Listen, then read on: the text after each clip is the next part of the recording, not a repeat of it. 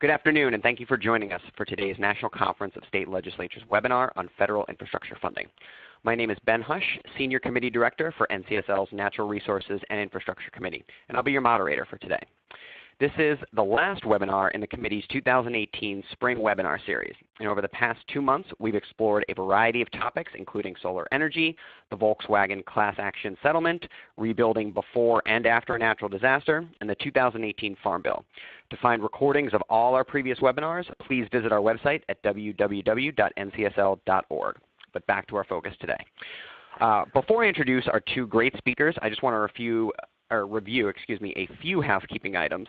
Our webinar today is being recorded, and registrants will be able to access a recording of the webinar and the presentation slides on NCSL's website. We will send out a notice shortly with a link to these resources, but if you can't wait, you can actually download the slides right now by clicking in the Media Library icon in the upper right-hand corner, which looks like the play or pause button. And of course, please feel free to submit a question at any time by typing it into the chat box in the lower left-hand corner. We will hold Q&A after both of our speakers finish presenting. But back to why we are here today. Increasing federal infrastructure funding has been a hot topic lately. Although the President released a $200 billion plan earlier this year, Congress has not acted on it. Further, increasing the federal gas tax has been so negatively viewed by Congress that they haven't done it in over 3 decades. However, there have been some more recent positive changes that were enacted earlier this year. And here today to help us dive into those recent changes and to get a handle on the larger picture that is federal infrastructure funding are two great speakers. First up, we have Matthew Reese, Senior Budget and Policy Analyst at Federal Funds Information for States, where he tracks legislative and regulatory activity affecting federal funding to states and analyzes federal spending trends in major state grant programs. FFIS has its own grants database, which provides state-level funding information for over 240 federal grant programs. Matthew is the primary FFI analyst covering transportation and natural resources, along with a few other areas of federal spending, as well as FFIS's resident self-proclaimed expert on a variety of federal budget processes. Before joining FFIS, Matthew was a research fellow at the U.S. House of Representatives, a policy analyst with the Social Security Administration. He holds a master's degree in economics and policy analysis from DePaul University and a bachelor's degree in history from Ohio University. Matthew, thank you so much for joining us today. And with that, the floor is yours. Thank you, Ben, and thanks for having me. Before I get started, can everyone hear me okay? Hearing no. Thank you. Okay, so I'll get started right away because we've got a lot to cover. Ben asked me to talk today about new infrastructure spending in the 2018 omnibus. Unfortunately, this is a subject that does not have well-defined parameters. So what I'm going to do is just try to provide a sort of a survey of the new infrastructure spending in the bill. And I'll try to do it somewhat comprehensively, but without taking all day about it. And if I have time at the end, I'd also like to try to report a little bit on how some of the new spending in the 18 omnibus is showing up and playing out again in the 19 appropriations process, as that seems to be coming along at a pretty good clip. But I'll start with fiscal year 18. And I should probably provide just a little bit of a refresher on the context surrounding the 18 omnibus. So the fiscal year 18 omnibus came very late into the year. There was tremendous disagreement throughout the year in Congress about pretty much everything, including top-line discretionary spending levels for the year.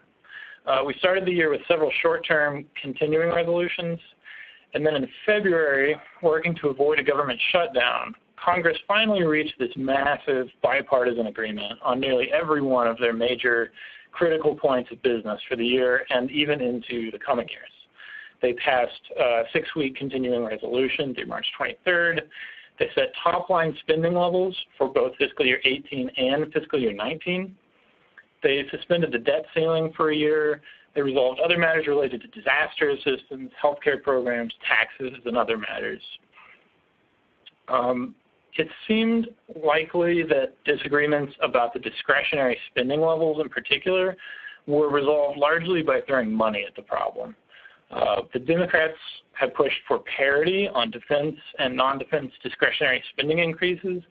They didn't really get that. They got the defense and non-defense sequestration caps were lifted, and that's not parity. And then they had parity on increases above those caps. So there wasn't really non-defense defense parity, but the increases were substantial on both sides. And over 2 years, the agreed upon levels exceeded BCA caps by almost $300 billion. So at the same time, as part of this formal agreement, but as not a part of any legislative language, Congress also reached an informal side agreement about spending priorities, about how the increased discretionary spending should be apportioned. And in a nod to the president's infrastructure push, which has largely been sidelined, a large proportion of this new funding was devoted to infrastructure, a total of $20 billion over both years, or $10 billion in fiscal year 2018. So the question is, what is this new money? Now, I apologize if anyone out there actually has a hard and fast black and white answer to this question, but from my perspective, the answer is somewhat unclear. Jeff Davis over at wrote an article asking, was the promise of $10 billion kept? It says that infrastructure is in the eye of the beholder, and I think that's somewhat true. But there are some big pieces that are clearly part of the new funding and other big increases that are clearly not part of this new money, and some small increases that may or may not be part of it, and it's all a little uncertain. But at the end of the day, it doesn't really matter what should be counted as part of this $10 billion increase. So while I'm going to try to focus on the pieces that were part of the new supplemental infrastructure spending, I'll also briefly touch on other infrastructure spending that may or may not be part of the package, and some pieces that are almost certainly not part of this supplemental money, but are part of more of the baseline increase in spending, most of which was provided in the FAST Act, since these are still of interest to states. Unfortunately, the omnibus does not provide a lot of detail or explanation about some of these appropriations, and in a lot of cases there isn't much to report yet beyond the fact that the appropriation exists. But I'll try to elaborate on details where available and on some of the disbursements that have already been happening. So I will say that I think the amount of additional or supplemental infrastructure spending that was actually provided in the omnibus is probably in the ballpark of about $10 billion. You may have seen this graphic from the Appropriations Committee claiming that there was $21.2 billion in new infrastructure spending in the budget. But if you look a little closer at some of their numbers, there are some odd amounts that appear in that, including the entire amount for Amtrak. So I think this breakdown is probably too inclusive. This slide shows numbers from AASHTO. They put these numbers out in their omnibus review, and they only got to $6.7 billion. But all this infrastructure spending that they account for is all transportation, so this is probably not inclusive enough. My take is that the list of this new $10 billion in infrastructure probably looks something like this. We've got the big $2.5 billion increase for highway infrastructure programs, and I'll touch on all of these a little bit more later. The big transit infrastructure formula grants increase, a big increase for Tiger grants, which has since been renamed BUILD, a big increase for FAA programs, and they're not all transportation. There were two big increases for rural utilities services funding in USDA, increase to the EPA revolving funds, and some other measures. But these are all big pieces. They're clearly infrastructure spending, and they're really out of keeping with earlier appropriations actions. So they're clearly part of this, and they account for about $9 billion. Less clear, there's this huge increase for DHS border security infrastructure. Are they counting that as part of the $10 billion? I don't know. There's a lot of increased funding for facilities across various different departments. Even CDBG shows up on the Appropriations Committee list. So, these are less clear, but they're increased funding that is in the budget, and it's mostly related to infrastructure. So the big pieces, and probably the ones that are most important to states, are these two big increases for highway infrastructure grants and transit infrastructure grants. Both of these are from the general fund. Or for programs that are normally funded out of the Highway Trust Fund, but these are general fund appropriations, and they're further broken down. And the highway infrastructure grants for STBG, some money for the allocated programs, and $225 million for, quote, a competitive bridge program, which is a little bit cryptic. STBG is the big block grant that has the most flexibility and transferability. So this is a broad highway funding that's very flexible for states to use. And that funding has already been apportioned on April 25th by FHWA. And we have a brief on our website, provides more details on the state apportionments and also just on the STBG generally. Transit infrastructure grants were also broken out by several subprograms. A big increase for bus and bus facilities grants, and then a little piece for bus testing. $400 million for state of good repair. $30 million, which is a fairly small increase relative to the size of the program for high density grants. And some of those bus and bus facilities grants have also already come out. There was $38 million as part of a larger allocation on June 25th. They've got a notice of funding opportunity for $366 million more. I think those applications are due August 6th. Other infrastructure, other transportation spending increases, the Tiger grants now billed. Those got a $1 billion increase, which is notable because Tiger was an error program, a stimulus program, and it's often targeted for elimination. The president had proposed to eliminate, the House had proposed to eliminate. It ended up getting a $1 billion increase, so that's a substantial increase. Grants and aid for airports.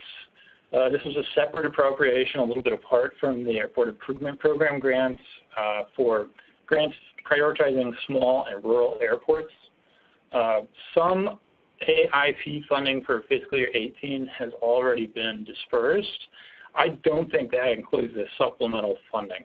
But FAA does have on their website, they've posted a list of airports that are eligible for priority consideration for this new funding, and that's available at this link on this slide.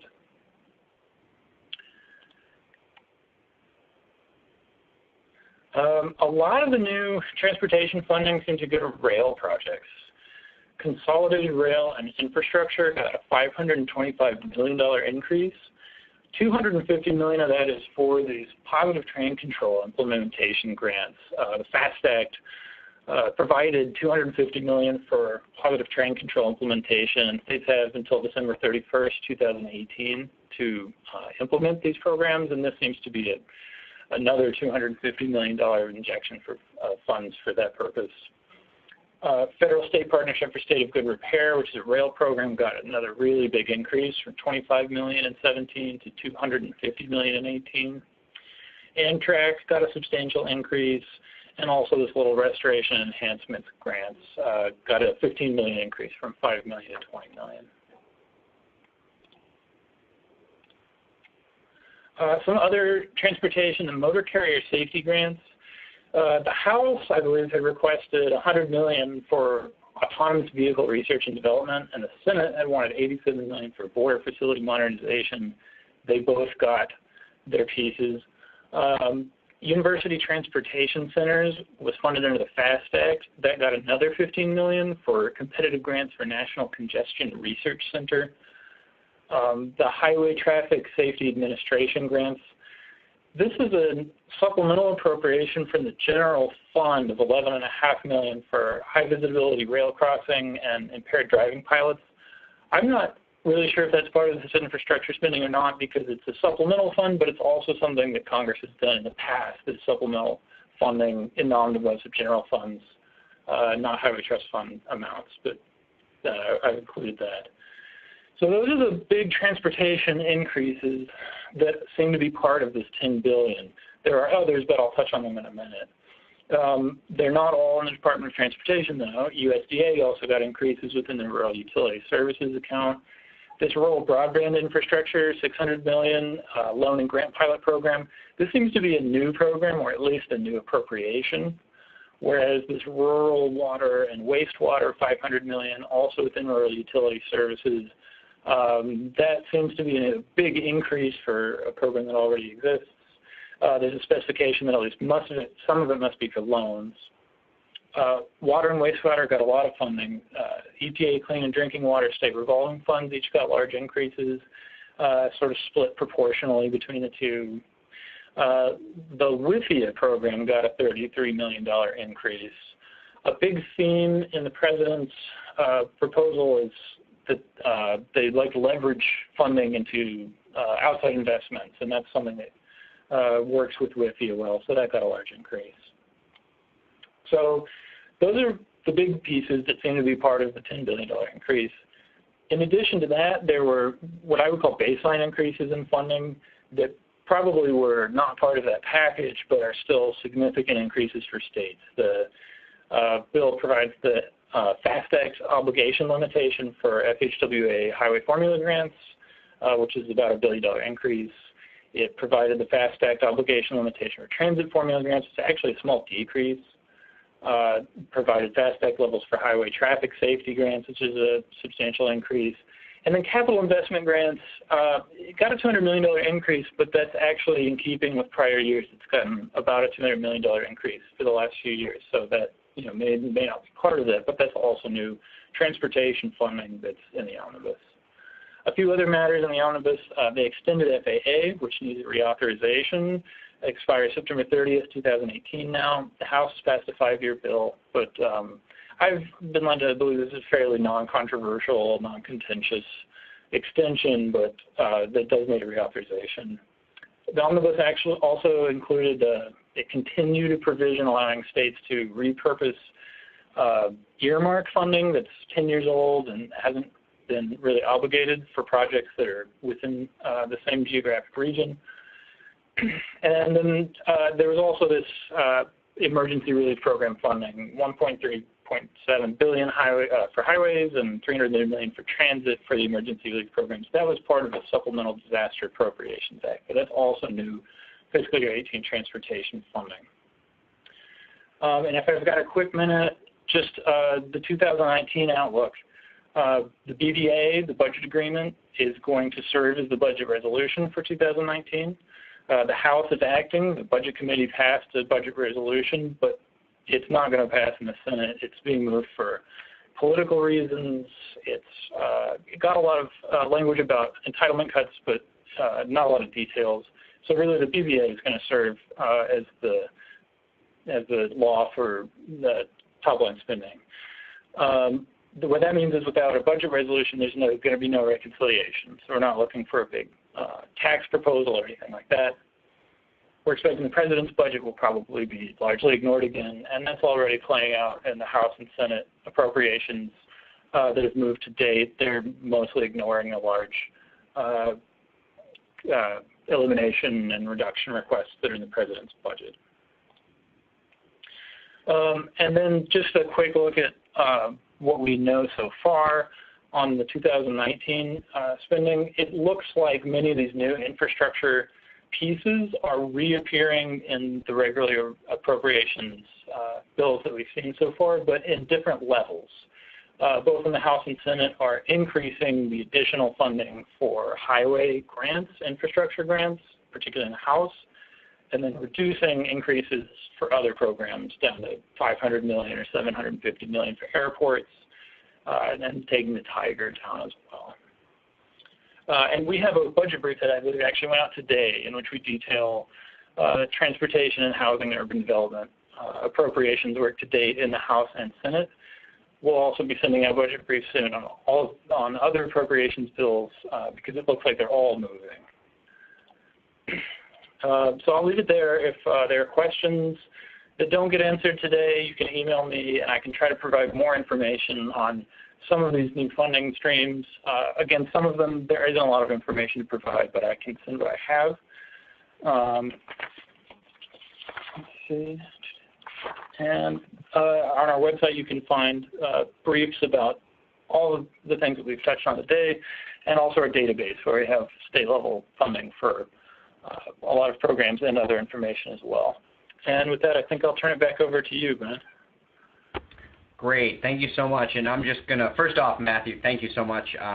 Very detailed. Obviously, still looking forward to this year's appropriations process, but I will For those of you who joined us today, I will say that FFIS budget briefs are really fantastic across the board, not just the transportation one that came out today, but all of the different budget briefs that kind of come out throughout the appropriations process. So I would very much encourage you to take advantage of those. But on to our second speaker, who's going to provide a bit more of an overarching view. Allison Black, Senior Vice President and Chief Economist with the American Road and Transportation Builders Association, where she manages ARTBA's economics staff and is responsible for over 70 studies examining national and state transportation funding and investment patterns. Prior to joining ARTBA in 2010, she was an analyst and researcher in the economics section of the Embassy of the Republic of Korea. She's also worked as a researcher in the trade unit of the Organization of American States.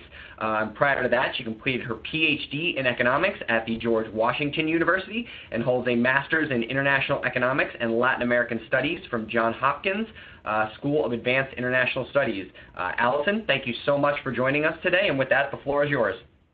Thank you. It's really a pleasure to be speaking with you all, and I look forward to building on a few of Matthew's comments and talking about how important that federal funding piece is when we're looking at state transportation spending. And to start that off, we have a map that we use very often in just about every presentation that I give. And it's looking at how important federal funding is to state spending on capital outlays. And just to walk that back for a minute, often you'll hear the statistic that federal funding, well, it's important, but it's only about 24-25% of state Department of Transportation revenues. And that is a true statement. When you look at overall funding sources for state DOTs, that federal piece is about a quarter of all that revenue on average. However, that really understates how important that federal spending piece is to actual capital outlays, and that is going to be defined as spending on actual highway and bridge construction, right-of-way purchases, or planning and design work, all of those key things that go into delivering actual projects. And the way that the Federal Aid Highway Program works, the investment we're talking about, by and large, just about all of that federal money will make its way into capital outlays. You can't use federal dollars for overhead. You can't use it to fill potholes or for routine maintenance on local roads. It's very, where that money can be spent is very is by design, by law, on those capital outlays. So what we do is, this is some data we get from the Federal Highway Administration, and we're looking at that ratio between federal reimbursements to state DOTs, which again is largely going to be for capital outlays, and then what states are spending on capital outlays. So here is where you can see the importance of that federal piece to the actual market. And so these are 10-year averages, and these numbers do change over time as states invest more of their own resources. For example, Texas, you can see there in light blue, on average about 38% of their capital outlays are funded by federal dollars, but that number used to be much closer to 50%. But the national average in general ranges anywhere from 49 to 51%. That has been very consistent over time. So you can see where the discussions in Washington, D.C. that Congress is having about how to fund the Highway Trust Fund, the FAST Act, the omnibus bills, those have a very real impact on state DOT capital outlay budgets. So just to keep that in mind as we're talking about some of these developments in D.C., which I know can seem very far away from the capital state houses where you all are. So the FAST Act in itself, looking back, it passed in December 2015, provides very modest increases in funding. And, you know, we could have a whole other webinar about some of the policy changes, the environmental streamlining, some of the additional flexibility that the bill gave to states. There are a number of very, very good policy changes in the bill. But when you look just at the actual funding levels, the FAST Act, the obligations, the money that states have to deliver projects is designed to keep pace with inflation and projected project costs, which we estimate usually run just a little bit above inflation in most years. So what that means is that federal investment, again, driving about half of all the major construction work across the country, federal investment is not going to be driving significant real growth over the life of the FAST Act. And that's where the state funding and the increases we're seeing become so important, because that's really going to be driving the real growth in the market. The other big issue with the FAST Act is that Congress did not plug that hole, the difference between the revenues coming into the Highway Trust Fund, which is the red line on your screen, the projected Highway Trust Fund revenues, and the spending levels that have been set by Congress, which is the blue line, the total outlays. And that gap was plugged in the FAST Act by a general fund transfer of about $70 billion. But by not addressing this issue, states are going to be faced with this challenge once again. And we've gone through over a decade of short-term resolutions, of trying to find money to fix this problem. And you have a couple of things at work here. You do have Congress has spent, there used to be a balance in the Highway Trust Fund, so Congress set some very high spending levels above what was coming in, and they knew that they were doing that and creating this issue. And then you also have, you can see the very gradual decline in projected revenues. So even though in some we are driving more within our society as the economy grows, there is more growth in total vehicle miles traveled, but you have that offset by increased fuel efficiency over time. And what that creates is this slow erosion of revenues coming into the Highway Trust Fund. We also know that states tend to hold back on projects. They may delay projects. They may even cancel projects when they have this uncertainty with the federal aid highway program. And one way to illustrate this is a little bit, this slide is a little bit in the weeds, but we do track each month the obligation of federal funds by state DOTs. So an obligation occurs when a state says, I have this project that meets all of the eligible requirements for the federal aid program. I'm going to use this account, and I'm in essence earmarking or obligating that money for this project. And that money in that project will be spent out over the next few years as work gets underway. Now, states will obligate all of their formula funds in the fiscal year, but what you can see here is that when we go through these periods of reauthorization delay, when states only have access to small bits of their funding, maybe the program's extended for a few months, even a few weeks, they really hold back on getting that federal money obligated towards projects, and they wait until the very end of the federal fiscal year. So this is the percent of funds obligated in the first 9 months of the federal fiscal year, and you can clearly see that pattern where that light shaded blue area is. That's where we've seen significant years of delay. And in 2017 and the trend so far in 2018 has been, even with some of the delays in the appropriations bills, that we have seen states return to a more normal pattern of obligations of using those federal funds. So the other thing too, we're not talking today as much about the Trump infrastructure plan or what we might see in the future, but another thing to keep in mind, and I'm sure this information is very familiar to many of you, it's from NCSL, from the toolkit on public-private partnerships, is that many states have either limited authority for public-private projects, or they do not even have the statutory authority for P3. So that's just something that we like to remind people of when we're talking about the future of federal funding. That direct federal piece, that direct federal investment is really important, especially for a number of states where they do not have the ability to do those P3 projects and leverage some of those private dollars at this time. So I wanted to talk a little bit about some of the trends that we are seeing at the state level. I would encourage you all to check out our Transportation Investment Advocacy Center. All of the information on what's going on at the state level is there, and we partner with NCSL on a number of things related to the center, and we're very pleased to have them help us out with our workshop, which I'll mention. I'll give you that date a little bit later. But we've been tracking very closely, especially the last few years, what we have been seeing at the state level. Because again, if federal funding, while it is stable under the FAST Act, is not providing significant real growth. One trend that we have seen, and you'll see there are a number of states that are colored in dark blue.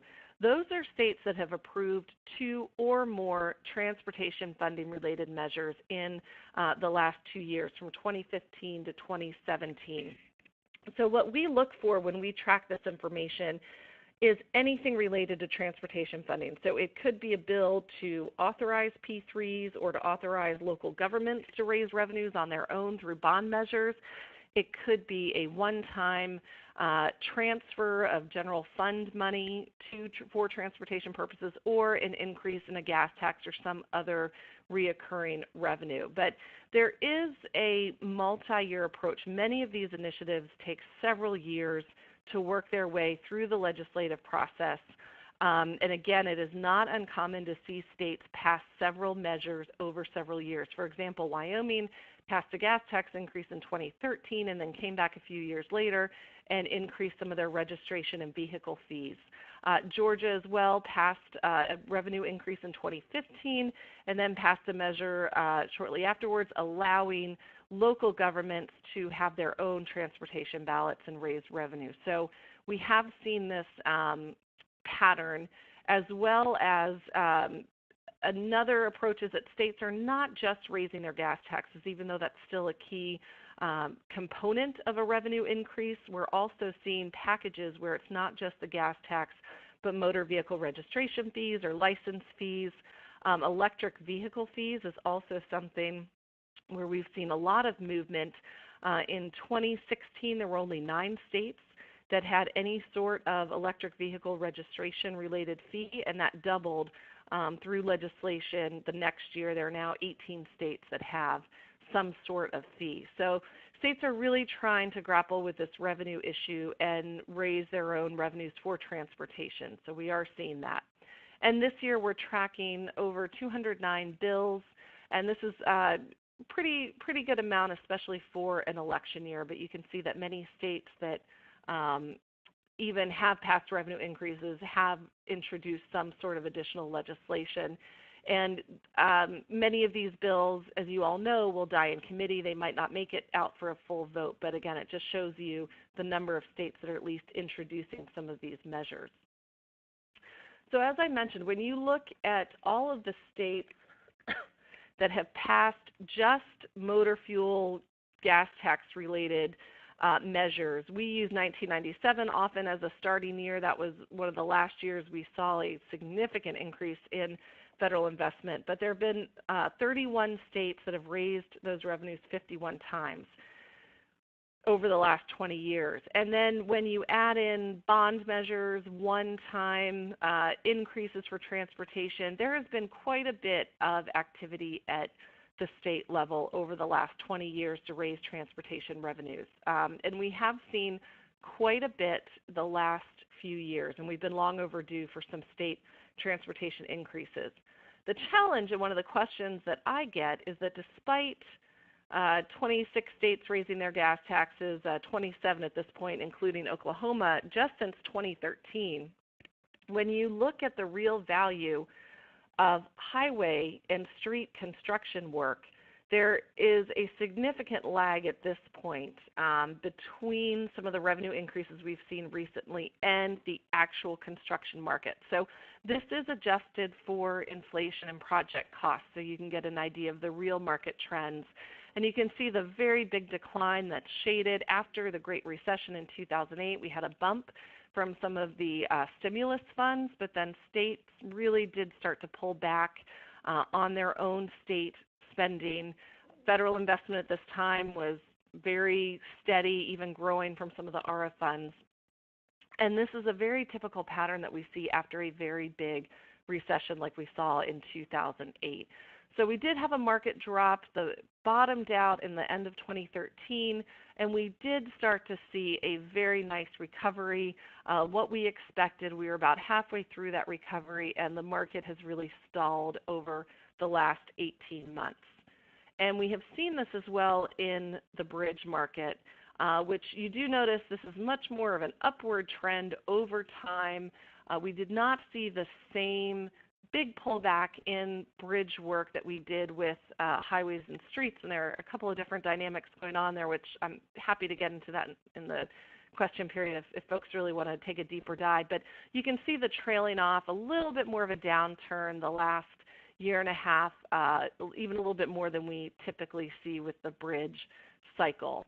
Now, the good news is that we have seen some stronger contract awards, so we do expect the market to show some modest improvement over the next few years. But given the fact that we talk about all of the state revenue increases, a stable federal program, we would expect the market to be a little bit more robust. It is underperforming. What we tell people is that the revenue increases at the state level that we talk about, it really does depend on where states are spending their money, and that has really shifted over the last 15 years. So for every $1 on average in state highway program funding, about 5 cents is going towards overhead, administration, and research. In 2000, that was 6 cents, so that's actually gone down a little bit. Highway law enforcement, this can be a big issue in some states, but that number is actually, that average has been stable. In 2000, 6 cents was also about what the average of what states were spending in that area. Local government grants in 2015, that was 9 cents of every dollar. That used to be 12 cents. And again, after a big recession and when there's some budget challenges, that is where we tend to see a little bit of a pullback. Maintenance spending, about 14 cents for every dollar, is the same.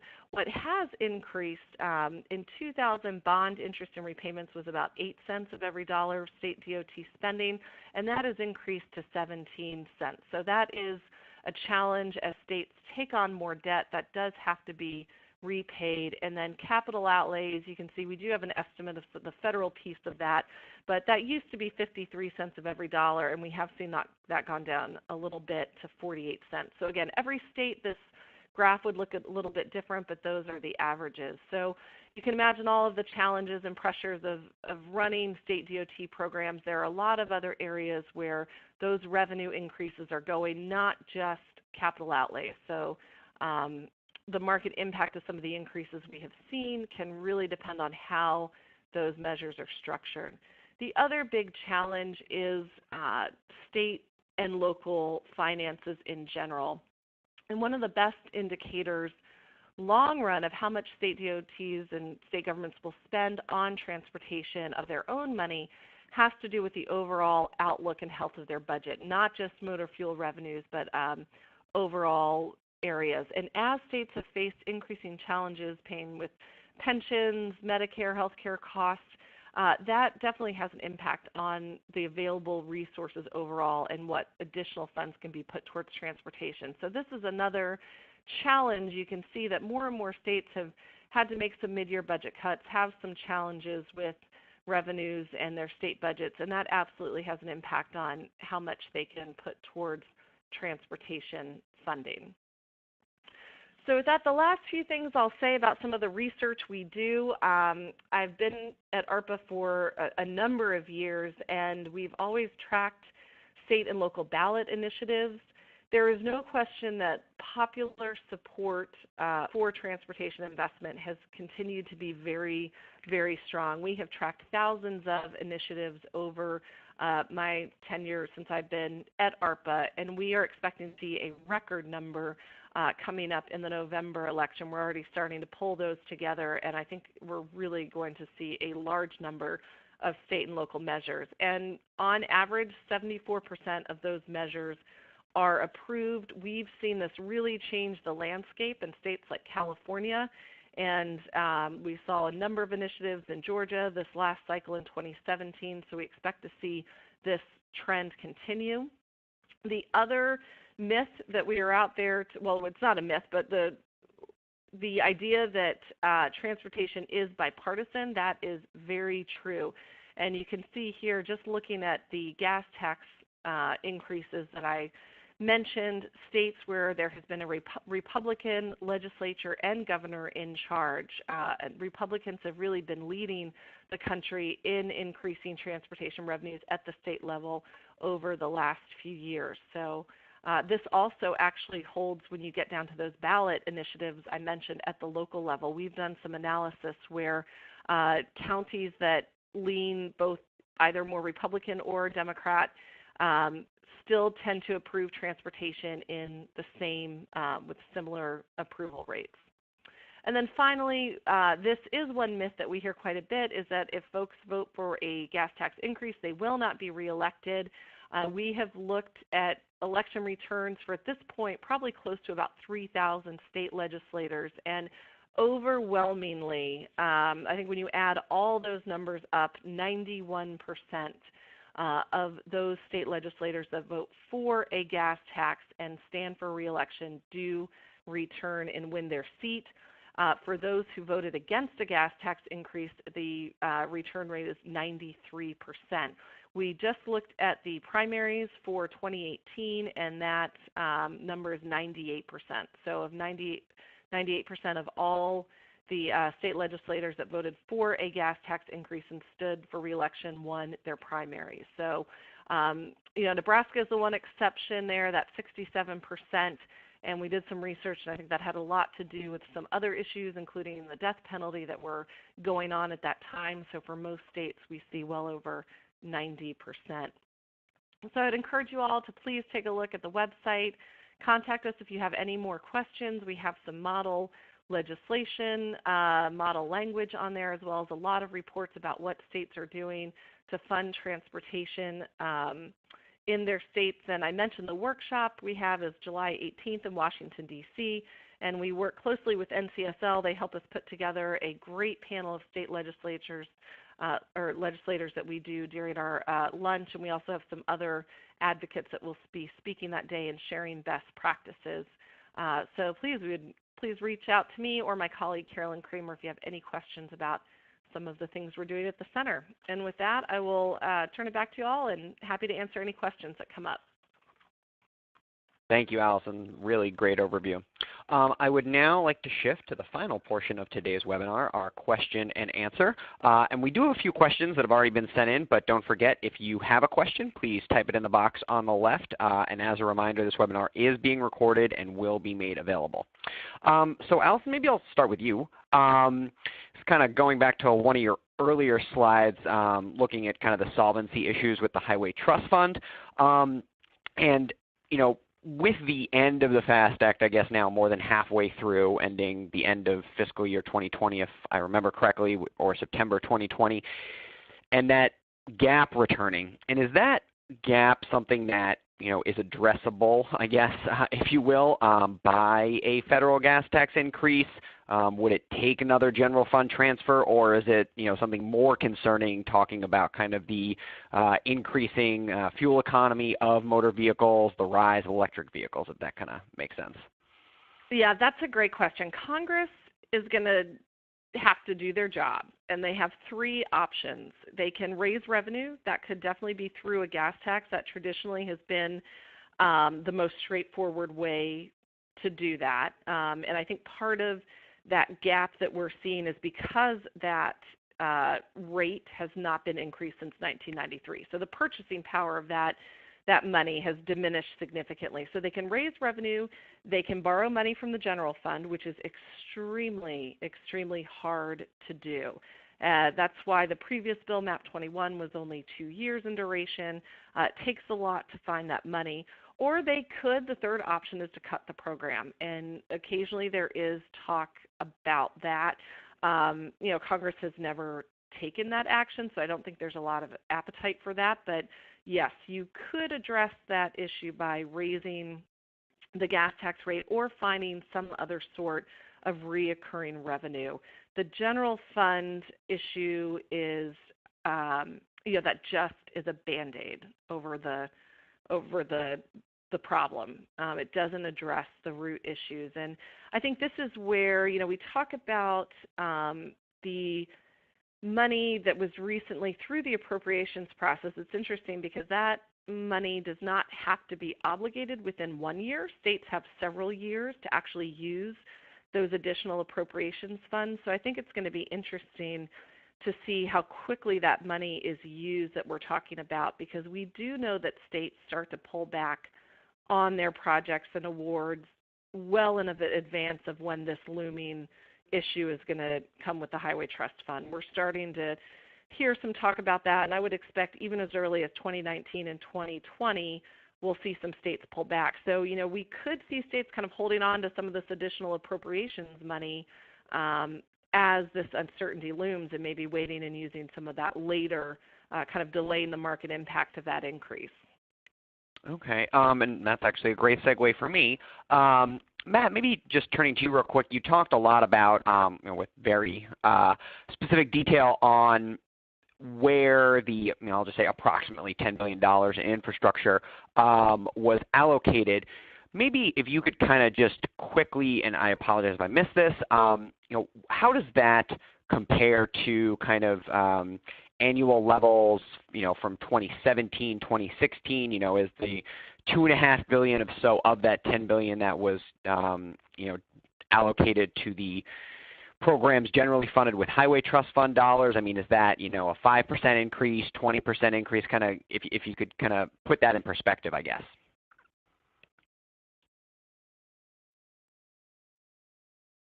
Matt, you with us?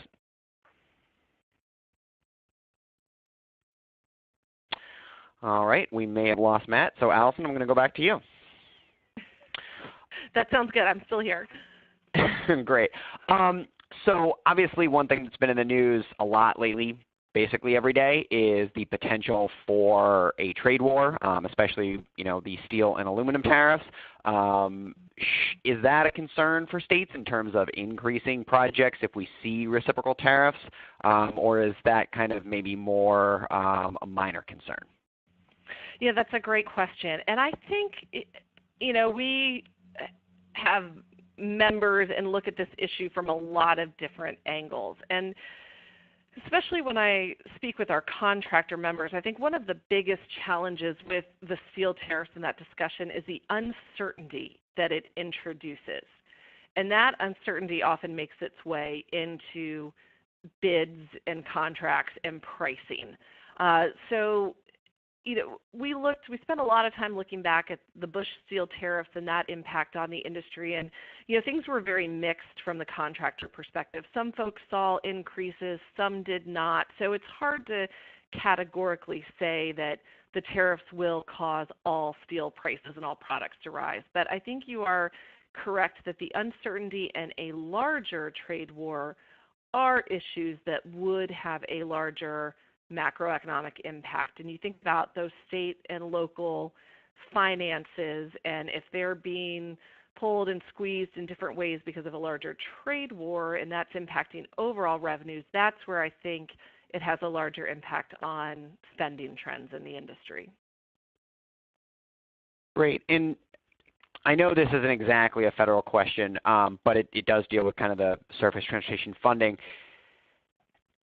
Has ARTBA looked at, I'll just say the general conversation around road usage charges or vehicle miles traveled, and how that could impact things, or is that maybe a bit too far out to really kind of warrant a lot of attention in the near term? Yeah, I think absolutely that needs to be part of the conversation, because where do we go in the longer term to fund transportation investment? I think you definitely see it at the state level with this move towards using indexation for gas taxes as well as the electric vehicle fees. We are watching with great interest some of the pilot programs at the state level that have started to come over the last few years with road congestion and pricing. And I think we are a little ways off from that as a wholesale solution, but we absolutely need to be thinking about that for the future, because the efficiency is not going away longer term, and it's not a cliff per se at the moment, but it is a very gradual decline in those revenues. And if we don't start to make the investments that we really need to in our infrastructure, that's where we're going to start to see the overall declining economic returns as congestion and the performance of the system just starts to really become an even bigger drag on our economy. Great. And Matt, I think we have you back. Is that right? You do. Great. So the question that I asked you previously, kind of maybe if you could put in perspective some of the increases in terms of how that compares to annualized level. Are we talking, huge increases that were included in the omnibus bill, or are they more, kind of the smaller single-digit percentage increases? Big picture, the increases are significant. They're substantial.